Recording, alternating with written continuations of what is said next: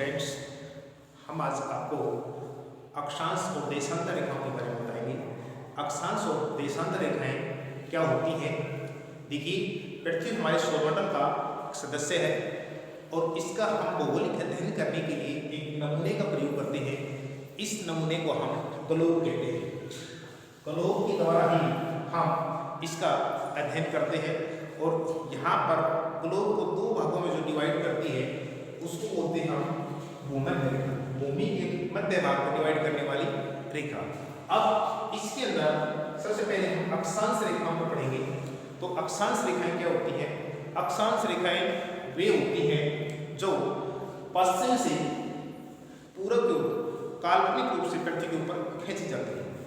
यानी कि पूर्व से पश्चिम की ओर अक्षांश को मिलाने वाली काल्पनिक रेखाएं अक्षांश रेखाएं कहलाती हैं।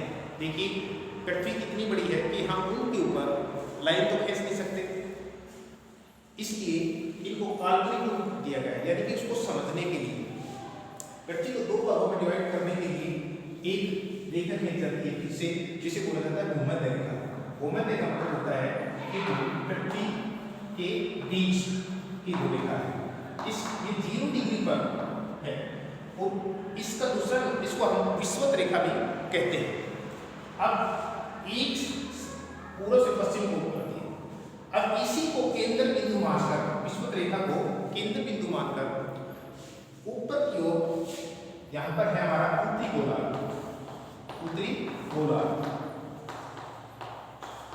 यहाँ ये हमारा है दक्षिणी गोलार्ध।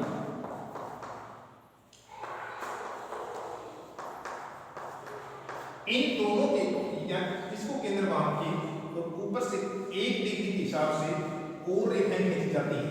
1 डिग्री के हिसाब से 1 डिग्री के हिसाब से समांतर रेखाएं खींची जाती है। ये अक्षांश रेखाएं लगभग समान होती हैं सभी। इनमें 1 डिग्री का बराबर का अंतर होता है और ये डिग्री सबसे लंबी अगर रेखा पूछा जाए कि सबसे लंबी रेखा कौन सी है, तो सबसे लंबी रेखा है भूमध्य रेखा। भूमध्य रेखा। और सबसे छोटी अगर रेखा पूछी जाए तो नॉर्थ उत्तरी गोलार्ध और दक्षिणी गोलार्ध। उत्तरी गोलार्ध और दक्षिणी गोलार्ध की अक्षांश रेखा है। ये सबसे छोटी रेखा है। अब इनमें आती है कि कुल अक्षांश रेखाएं हैं कितनी है? कुल अक्षांश रेखाएं कितनी है? तो अक्षांश रेखाएं यहाँ से 1 डिग्री के अंतराल पर 90 डिग्री तक खींची गई हैं। तो ये 90 डिग्री तक, यानी कि 90 डिग्री उत्तरी गोलार्ध में और 90 डिग्री दक्षिणी गोलार्ध में समांतर रेखा खींची गई है। तो टोटल कुल इनकी जो संख्या है 90 उत्तरी गोलार्ध और 90 दक्षिणी गोलार्ध और प्लस में 1 ये हमारी भूमध्य रेखा। इन सबको मिलाकर ये हमारी जो रेखाएं हैं अक्षांश रेखाएं, इनकी संख्या 181 हो जाती है। इनकी संख्या 181 हो जाती है। अब एक अक्षांश रेखा से दूसरी अक्षांश रेखा के बीच जो अंतराल है वो समांतर है 1 डिग्री के। अब ये 1 डिग्री अंतराल, दोनों अक्षांशों के बीच की जो दूरी है उसको कोरे नामक एक विद्वान ने 111 किलोमीटर 111 किलोमीटर 1 डिग्री का मतलब है, यानी कि 1 डिग्री एक अक्षांश से दूसरे अक्षांश के बीच की जो डिस्टेंस दूरी है वो 111 किलोमीटर है। और एक अक्षांश से दूसरे अक्षांश के बीच का जो एरिया है इसको क्या बोला जाता है? इसको बोला जाता है पट्टीबंध। एक अक्षांश से दूसरे अक्षांश के बीच की दूरी को बोला जाता है पट्टीबंध। इंग्लिश में बोलते हैं इसको जोन। इंग्लिश में इसको बोलते हैं जोन। ये एक भूमध्य रेखा से ऊपर दक्षिण और अक्षांशों के बीच दोनों में हिलाती है। अब इसी ग्लोब के अंदर यहां से 23.5 डिग्री के ऊपर 23.5 डिग्री के ऊपर कर्क रेखा। कौन सी रेखा है? कर्क रेखा। ट्रोपिको कैंसर कर्क रेखा। इसी विषुवत रेखा से केंद्र मानकर दक्षिणी गोलार्ध के अंदर 23.5 डिग्री पे करते हैं। तो यहाँ पर है एक ट्रोपिको कैप्रिकॉर्न्स मकर रेखा। वक्र रेखा। और इसी को केंद्र मानकर 66.5 डिग्री के ऊपर यहां पर है आर्कटिक और दक्षिणी गोलार्ध में 66.5 डिग्री के ऊपर देखेंगे तो यहां पर है हमारा अंटार्कटिक। ये हमारे दोनों हैं।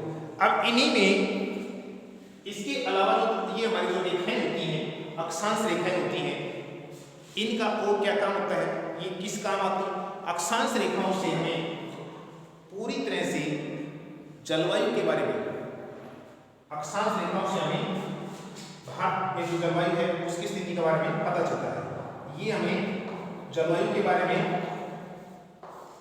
बताती है। भूमध्य रेखा से उत्तरी गोलार्ध की तरफ या दक्षिणी गोलार्ध की तरफ जैसे ही हम जाएंगे तो वहां पर बिल्कुल ठंडा इलाका मिलेगा, और उत्तरी गोलार्ध से अगर हम भूमध्य रेखा की तरफ आएंगे तो यहाँ पर बहुत गर्मी मिलेगी। दोनों ही उत्तरी गोलार्ध या दक्षिणी गोलार्ध की तरफ जाएंगे तो यहाँ पर हमें बहुत ठंडा जाएगा, क्योंकि ऊपर की तरफ उत्तरी गोलार्ध में यहाँ बोलते हैं उष्णकटिबंधीय, और इससे थोड़ा और ऊपर जाएंगे तो उष्णकटिबंधीय इलाका होता है, और अगर साउथ में जाएंगे तो शीतोष्ण और शीत कटिबंध इनको बोला जाता है, यानी कि माइनस टेम्परेचर होता है, यहाँ पर इतनी ठंड होती है। इनमें भूमध्य रेखा सबसे लंबी अगर रेखा पूछी जाती है तो सबसे लंबी रेखा होती है भूमध्य रेखा। अगर सबसे छोटी अक्षांश रेखाएं पूछी जाती है तो उत्तरी गोलार्ध और दक्षिणी गोलार्ध की जो रेखाएं होती है वो सबसे छोटी अक्षांश रेखाएं होती है। आपको ये अक्षांश रेखाएं हैं, अक्षांश रेखाओं के बारे में समझ में आ गया होगा, और एक इसको हम अच्छी तरह से एक बार दो बार पढ़ेंगे तो ये कंसेप्ट आपको क्लियर हो जाएगा। इतना बड़ी इसमें बात नहीं है। अक्षांश रेखाओं को इंग्लिश में हम बोलते हैं लैटिट्यूड्स लाइन। ये अक्षांश रेखाएं की टोटल संख्या कई बुकों में 179 टोटल दिखा है। इसमें क्या है, ये जो भूमध्य रेखा है और ये उत्तरी और दक्षिणी गोलार्ध है, इनको इसमें ऐड नहीं कर रखा है। तो ये तो आप इसको फाइनल माने 181 टोटल अक्षांश रेखाओं की संख्या। अब आपको हम देशांतर रेखाओं के बारे में बताएंगे। ये थी हमारी अक्षांश रेखा। देशांतर रेखाएं क्या होती है? देशांतर रेखाओं को हम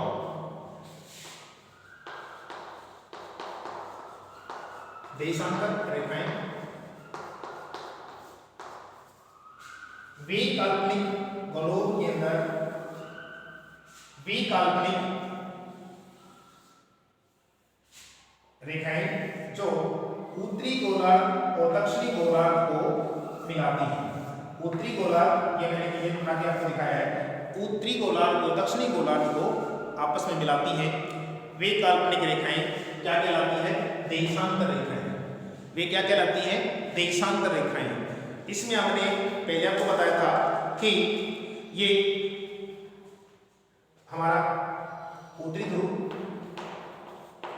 या उत्तरी गोलार्ध, ये हमारा दक्षिणी ध्रुव या दक्षिणी गोलार्ध, इसको बोलते हैं हम इंग्लिश में बोलते हैं हम नॉर्थ हेमिस्फीयर। इसको हम बोलते हैं साउथ हेमिस्फीयर।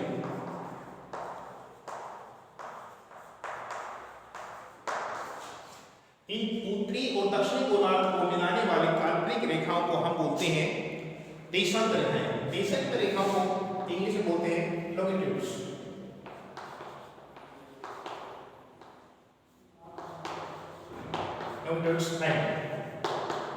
ये देशांतर रेखाएं होती हैं। ये देशांतर रेखाएं हमारे ध्रुवों से आपस में बढ़ती होती हैं। इनकी क्या होती है, जब उत्तरी ध्रुव से दक्षिण ध्रुव में जाती हैं तो ये भूमध्य रेखा के ऊपर बहुत ज्यादा इनके अंदर अंतर हो जाता है। ठीक है, ये जैसे हमने अक्षांश रेखाएं पढ़ी थी, अक्षांश रेखाएं समांतर होती थी, जबकि भूमध्य ये देशांतर रेखाएं होती हैं ये समांतर नहीं होती। इनमें देशांतर रेखाओं में हमने आप देखेंगे कि ये बिल्कुल उसी 0 डिग्री पे इसका है, ये इनको ऊपर से ये ऊपर से बिल्कुल मिलती होती है किनारों पर, उत्तरी ध्रुव और दक्षिण ध्रुव के किनारों पर ये मिलित होती हैं। और ये रेखाएं आज जो अर्धवृत्त बनाती हैं, देशांतर रेखाएं क्या होती हैं, अर्धवृत्त का निर्माण करती हैं। ये इन देशांतर रेखाएं इनको भी 90 डिग्री के ऊपर आपस में काटा गया है। वो कैसे है कि इनकी गणना करने के लिए इनसे बीच से जिस प्रकार हमने अक्षांश रेखाओं की गिनती की थी तो भूमध्य रेखा के निर्माण का, इसी प्रकार इनके बीच से भी हमारी होती है ग्रीनविच लाइन। ग्रीनविच वेधशाला भी बोलते हैं इसको हम, ग्रीनविच वेधशाला या ग्रीनविच लाइन। ये ग्रीनविच लाइन को केंद्र मानकर ये इधर हमारी 180 देशांतर रेखाएं होती हैं और इधर हमारी 180 देशांतर रेखाएं होती हैं। अब आ जाता है कि देशांतर रेखाओं की संख्या कितनी होती है। देशांतर रेखाओं की संख्या 180 प्लस 180 इक्वल टू 360 होती है। देशांतर रेखाएं कितनी होती हैं, 360 होती हैं। अब अक्षांश रेखाओं से हमें आज की जलवायु के बारे में पता चलता है, जबकि देशांतर रेखाओं जो ये हमारी ये जैसे इसके अंदर समय है, तिथि है, देशांतर रेखाएं हैं, इनके बारे में हमें समय का निर्धारण करती हैं। ये क्या समय का निर्धारण कैसे करती हैं कि जो ग्रीनविच है इसको मत मानकर ग्रीनविच से यहाँ पर पूर्वी गोलार्ध और ये हमारा है दक्षिणी गोलार्ध। ग्रीनविच से पूर्वी गोलार्ध की तरफ टाइम हमेशा ग्रीनविच से ज्यादा मिलेगा, बढ़ता मिलेगा, और ग्रीनविच से इधर पश्चिमी गोलार्ध की तरफ ग्रीनविच का टाइम कम मिलेगा।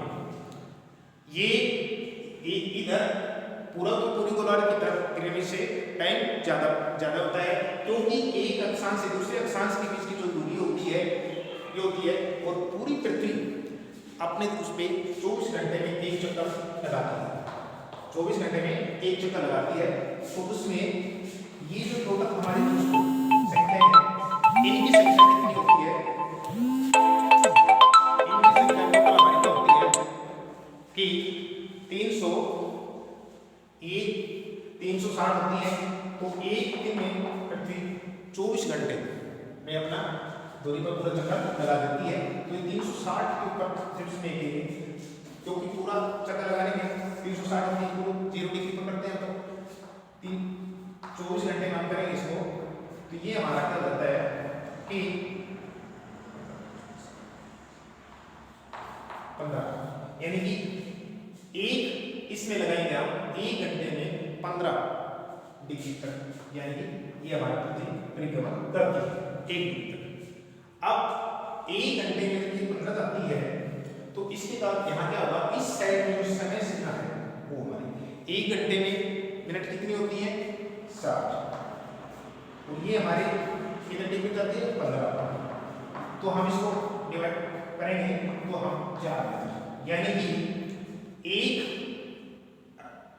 अक्षांश से दूसरी दूरी पर जाने पर इसको 4 मिनट का समय लगता है। ठीक है, तो 4 मिनट का समय लगता है। तो अगर यहाँ पर 12 बजे हैं और 15 डिग्री तक इसमें देशांतर पर हमारा ग्रीनविच से जो हमारा टाइम ग्रीनविच के ऊपर अगर 12 बजे है दिन के, और इसके हम देखें पूरी गोलार्ध के अंदर अगर 15 डिग्री पर चेक करेंगे तो कितना होगा टाइम, तो 1 डिग्री अक्षांश में जाने के लिए 4 मिनट का समय लगता है, तो 15 डिग्री पर जाएगा कितना 15 चुके 60 मिनट, यानी कि 1 घंटा ज़्यादा। यहाँ पर ग्रीनविच में 12 बजे होंगे तो यहाँ पर 1 बजा होगा पूरी गोलार्ध में।